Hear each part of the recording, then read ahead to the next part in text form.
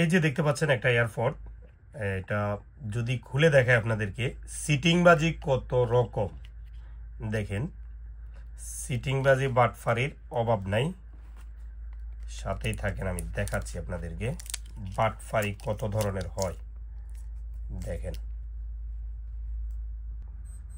দেখেন বাটফারি কত ধরনের হয়। শুধু আমাদের বাঙালিরা যদি করে তখন আপনারা বলেন। এই যে লোহা, এটা ভারী হওয়ার জন্য, এই যে একদম এটাকে ভারী করার জন্য একটা লোহা দিছে। এই যে দেখেন, এদিকে একটা দিছে, দেখেন